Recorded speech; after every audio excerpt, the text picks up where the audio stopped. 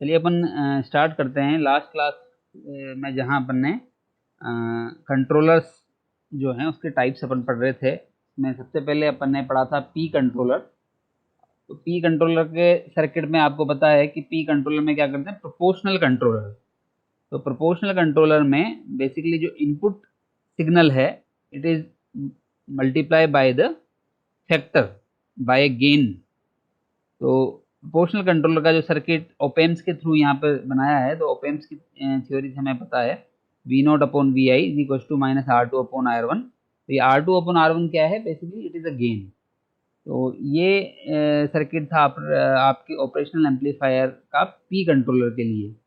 Now we are moving for the P I controller, proportional plus integral action, proportional plus integral controller.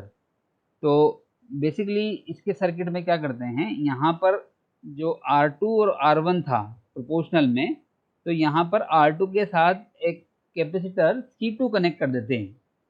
तो ये जो circuit बना है, this circuit is for the PI controller, proportional plus integral controller.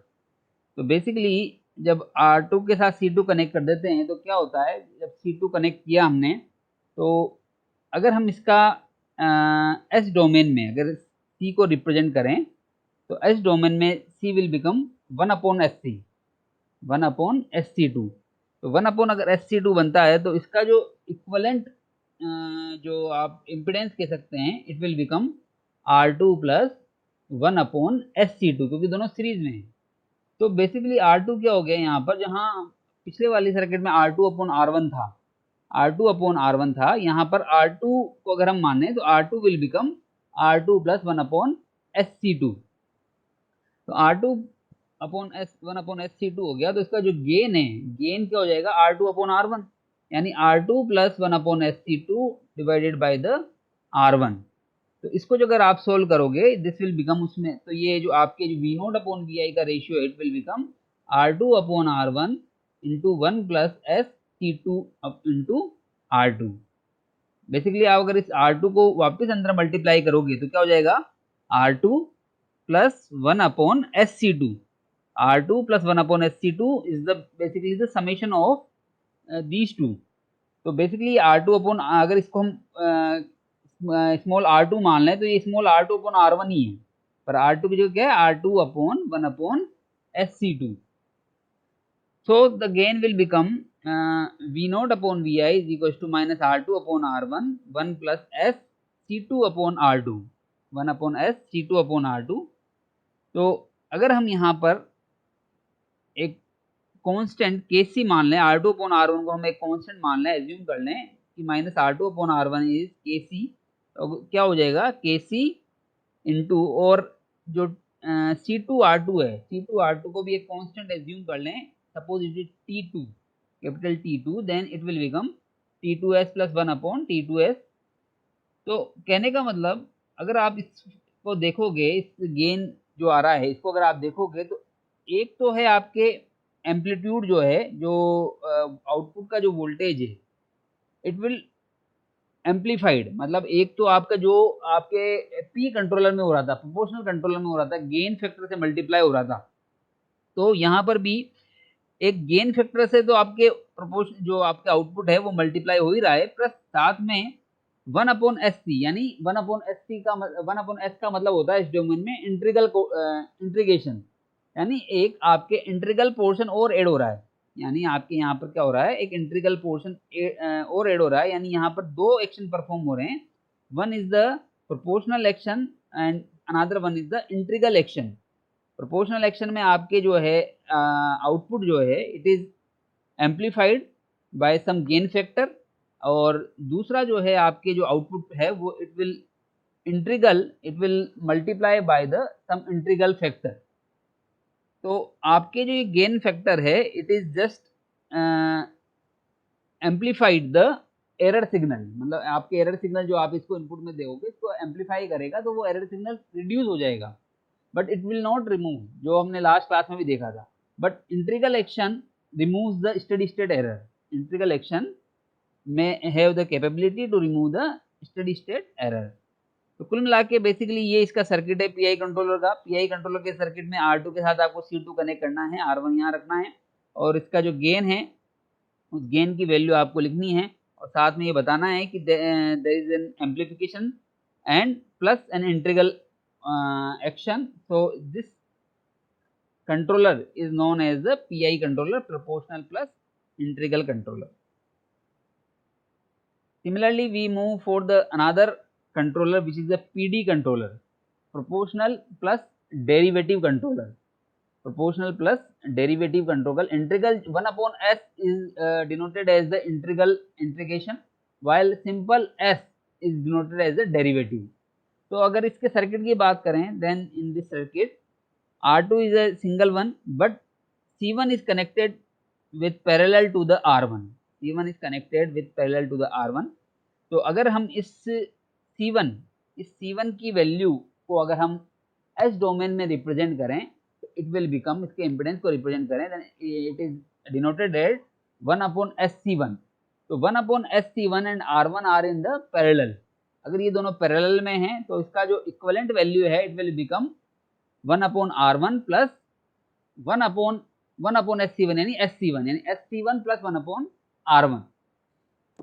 तो आपको अगर इसको multiply करोगे, इस R1 से अगर इसको मल्टीप्लाई करोगे then it will become 1 upon R1 plus SC1. तो ये जो पूरी वैल्यू है it will represented as R1.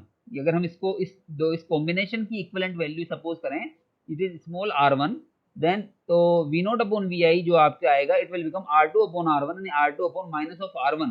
और माइनस ऑफ R1 यानी स्मॉल R1 अगर हम मान रहे हैं तो इसकी वैल्यू क्या आ रही है 1 upon R1 plus 1 upon R1 plus SC1.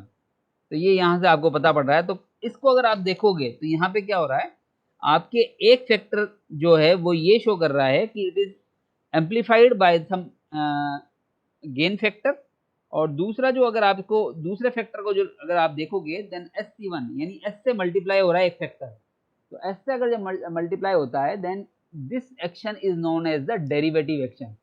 तो आपके बेसिकली यहाँ पर डेरिवेटिव एक्शन परफॉर्म हो रहा है प्लस प्रोपोर्शनल एक्शन परफॉर्म हो रहा है. So this controller is known as the PD controller, proportional plus derivative controller. और अगर पीडी कंट्रोलर और पीआई कंट्रोलर को मिला दें, हम अगर पीडी और पीआई कंट्रोलर को मिला दें then the controller which is known as the PID controller. तो पीआईडी कंट्रोलर में बेसिकली क्या हो रहा है, जैसा कि पीडी कंट्रोलर में R1 के साथ पैरेलल में C1 होता है, R1 के साथ पैरेलल में C1 है, और आपके पीआई कंट्रोलर में R2 के सीरीज में C2 है. तो इन दोनों सर्किट को अगर आप मिला दो यानी C1 को भी रखो और C2 को भी रखो then the action is performed as known as the PID controller, proportional plus integral plus derivative controller. यहाँ पर जो इसका इक्विवेलेंट है it will become R1 1 upon R1 plus SC1. इसका जो इक्विवेलेंट है 1 upon R2 plus 1 upon R2 plus 1 upon SC2. और अगर R2 अपॉन R1 करोगे तो यहाँ पर जो आपकी गेन आ रहा है, तो गेन जो आपके रिजल्टेंट गेन आ रहा है this will become V0 upon Vi is equal to K, यानी आपके सिंपलीफाइड एम्पलीफिकेशन हो रहा है, सिंपल एम्पलीफिकेशन जो आपके P कंट्रोलर में होता है, प्रोपोर्शनल कंट्रोलर में होता है, plus K into 1 upon STI यानी आपके इंटीग्रल जो है वो गेन हो रहा है, और 1 अपॉन STD यानी आपके डेरिवेटिव गेन हो रहा है. तो तीनों का जो अगर कॉम्बिनेशन है then this type of controller is known as the PID controller, proportional plus integral plus derivative controller. तो बेसिकली ये आपके 4 तरह के कंट्रोलर हैं which can be use as an current controller और the speed controller for the close loop control of the DC drive. Generally we use the PI controller. एक ये यहाँ पर आपके ओवरशूट भी दिखा रखा है कि कौन सा जो कंट्रोलर सबसे बढ़िया है. PID controller is more sensitive है ना, उसका रेस्पॉन्स और स्टेडी स्टेट एरर जो है वो सबसे कम रहती है. PID कंट्रोलर आपके बेस्ट है. बात करें अपने स्पीड कंट्रोल की तो हम जनरली अगर DC मशीन की बात करें तो PI कंट्रोलर जो हमने फर्स्ट सर्किट में भी देखा था वहाँ पे क्या दिखा रखा था, PI कंट्रोलर हम जनरली यूज में लेते हैं, प्रोपोर्शनल प्लस इंटीग्रल कंट्रोलर. तो यहाँ पर आप ये देखो कि स्पीड कंट्रोलर की जगह यहाँ पर एक PI कंट्रोलर को रिप्लेस किया है.